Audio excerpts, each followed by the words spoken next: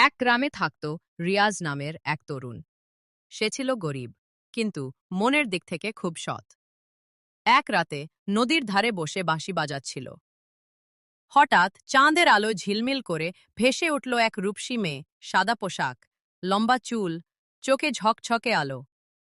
সে মৃদু হেসে বলল, আমি মানুষ নই, আমি এক পরী, তোমার বাঁশির সুরে টান পেয়েছি। দিনের পর দিন, রাতের পর রাত তারা নদীর ধারে দেখা করত। রিয়াজ তাকে ভালোবেসে ফেলল, পরীও তার প্রেমে ডুবে গেল। কিন্তু একদিন পরী কাঁদতে কাঁদতে বলল, আমাদের একসাথে থাকা সম্ভব নয়। আমার জগৎ আলাদা, আর তোমার জগৎ আলাদা। ভোর হলে আমাকে চলে যেতে হবে, আর ফিরতে পারবো না। ভোরের আলো ফোটার সাথে সাথে পরী মিলিয়ে গেল কুয়াশার মতো। রিয়াজ সেই নদীর ধারে প্রতিদিন বাঁশি বাজায়, যদি কখনো চাঁদের আলোয় তার প্রিয় পরী ফিরে আসে।